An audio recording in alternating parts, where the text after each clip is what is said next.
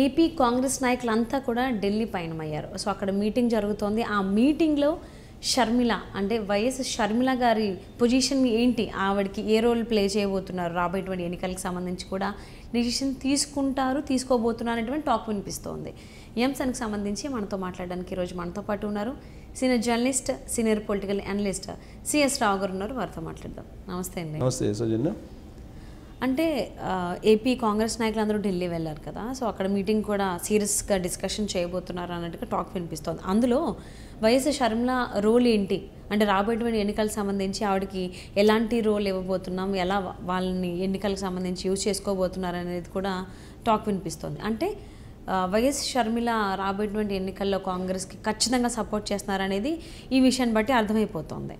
So ఎలాంటి role ఇవ్వబోతున్నారు, అసలు ఏంటి, ఒకవేళ ఏమన్నా పార్టీని విలీనం చేసేటువంటి అవకాశాలు ఉన్నాయా వైఎస్ షర్మిల కాంగ్రెస్లో?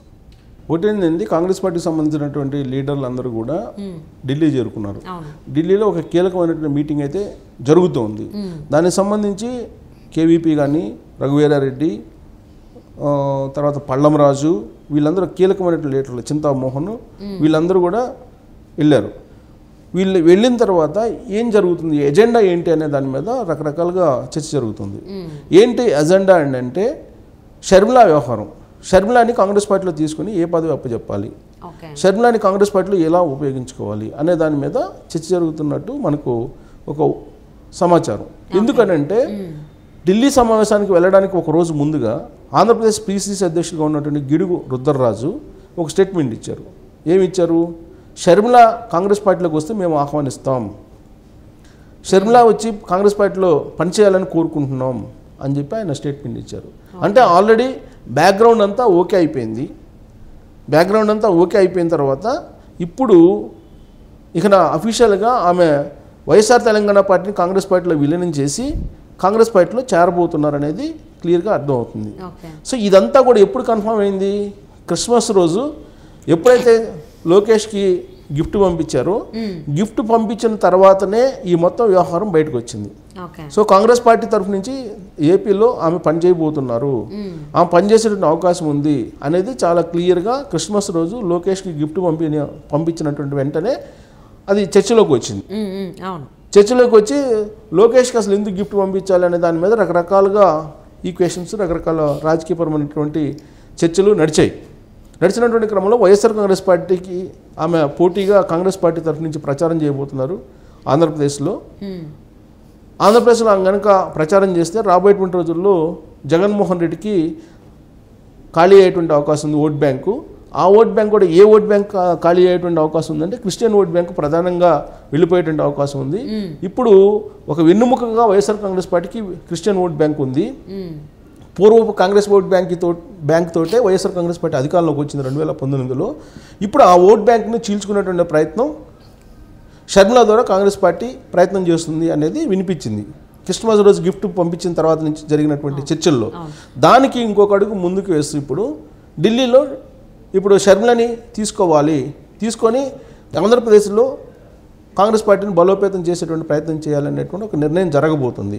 అయితే ఆమెని పిసిసి అధ్యక్షురాలుగా చేస్తారా, లేదంటే ఆమెని జాతీయ స్థాయిలో ఉపయోగించుకునేటువంటి క్రమంలో అటు ఆంధ్ర ఇటు తెలంగాణ రెండు చోట్ల ఆమె ప్రాధాన్యత ఉండేలా పదవిని క్రియేట్ చేస్తారా అనేది ఒకటి వినిపిస్తుంది.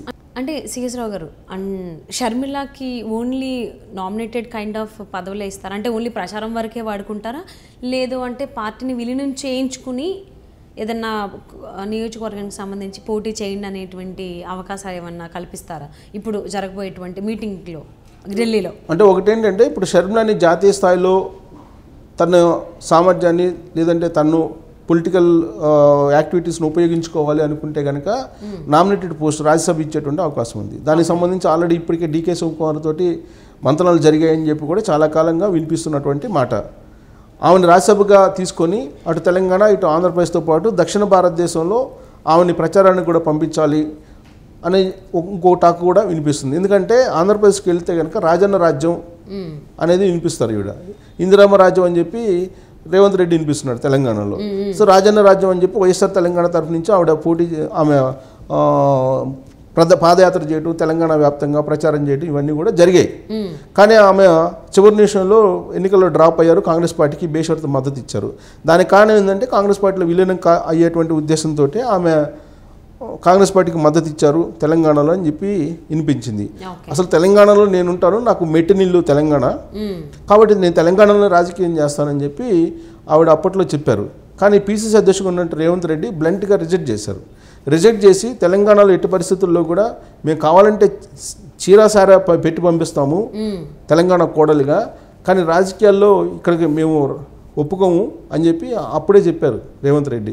సో ఆ క్రమంలో రేవంత్ రెడ్డి పట్టుబట్టడంతో అప్పట్లోనే ఆగిపోయింది ఆమె కాంగ్రెస్ పార్టీలో చేరడం. ఇంకో మాట, సో ఆ టైంలో తర్వాత ఆవిడ చాలా అంటే కొన్ని కిలోమీటర్లు ఆవిడ పాదయాత్ర చేయడం, ఆ పాదయాత్ర చేసినటువంటి టైంలో ఆవిడ చేసేటువంటి కొన్ని ప్రెస్ మీట్స్లో ఆవిడ మాట్లాడిన మాటలు ఎంత కామెడీ క్రియేట్ చేస్తుందో మనం అందరం చూసాం.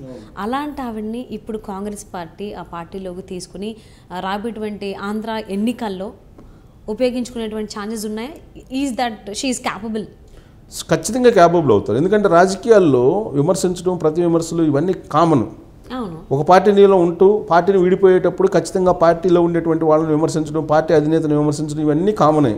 ఇప్పుడు రేవంత్ రెడ్డి ఉన్నాడు, రేవంత్ రెడ్డి ఇదే సోనియా గాంధీని బలిదేవత అన్నారు. ఆ తర్వాత మొన్న ఎలక్షన్లు ఏమన్నారు, తెలంగాణ దేవత అన్నారు. పబ్లిక్ యాక్సెప్ట్ చేస్తారా లేదా?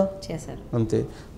షర్మిలాని కూడా అయింది, షర్మిలా కూడా ఏమన్నారు, నన్ను మెట్టినీళ్ళు నాకు తెలంగాణ, నన్ను కోడలుగా తెలంగాణ యాక్సెప్ట్ చేయకపోతే సోనియా గాంధీని ఇటలీ చెందిన సోనియా గాంధీని మీరు ఎలా యాక్సెప్ట్ చేస్తారని క్వశ్చన్ చేశారు.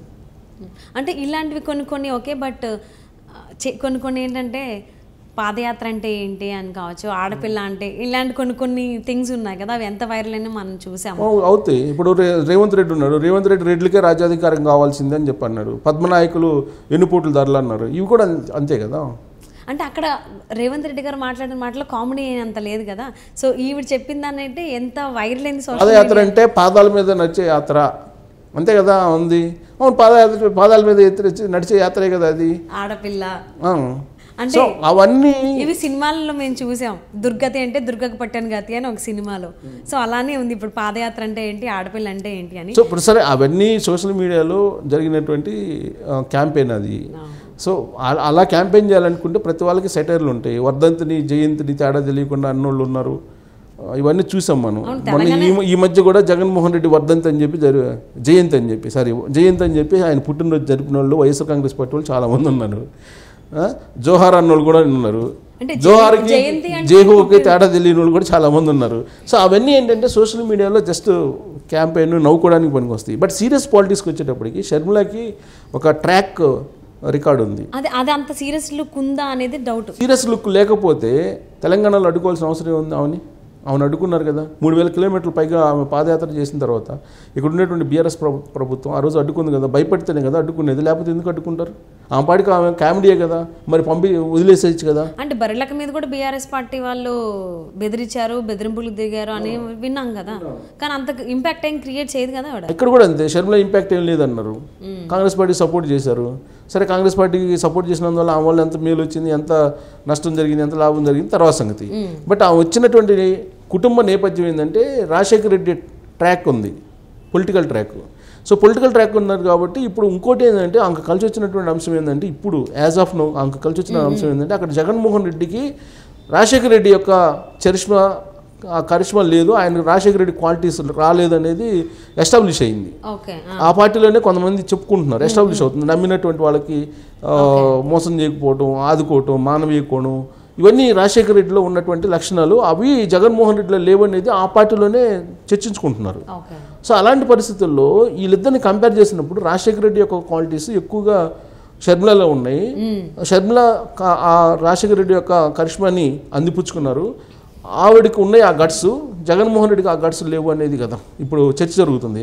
సో ఆ కోణంలో అదొక ప్లస్ పాయింట్ అయ్యే అవకాశం ఉంది. జగన్మోహన్ రెడ్డి యొక్క ఫెయిల్యూర్స్ ఏవైతే ఉన్నాయో అవి పాజిటివ్గా షర్మిలకు మారేటువంటి అవకాశం ఉంది. అందుకే కాంగ్రెస్ పార్టీ ఆమెను క్యాచ్ చేశారు. కాంగ్రెస్ పార్టీ ఆమెను క్యాచ్ చేసి ఇప్పుడు ఆంధ్రప్రదేశ్లో ఆమె చేత ప్రచారం చేయించడానికి ప్రయత్నం చేస్తున్నారు. కేవలం ఆంధ్రప్రదేశ్లోనే కాదు, రాబోయేటువంటి రోజుల్లో ఆమెకి కర్ణాటక నుంచి రాజ్యసభ ఇచ్చేటువంటి అవకాశం ఉందని చెప్పి అది ఆల్రెడీ ఫిక్స్ అయిపోయింది. ఆ చర్చలు కూడా ముగిసినట్టున్నాయి నాకు తెలిసినంత వరకు. సో ఆమె రాజ్యసభ ఇచ్చి అటు ఆ రాష్ట్రం ఈ రాష్ట్రం 2 రాష్ట్రాల్లో కూడా ఆమెను ఉపయోగించుకునే అవకాశం ఉంది. కానీ రేవంత్ రెడ్డి ఫిక్స్ చేస్తున్నారు. రేవంత్ రెడ్డి ఏం ఫిక్స్ చేస్తున్నారు, తెలంగాణ కాకుండా ఆంధ్ర వరకు ఆమెను ఫిక్స్ చేయండి అని చెప్పి.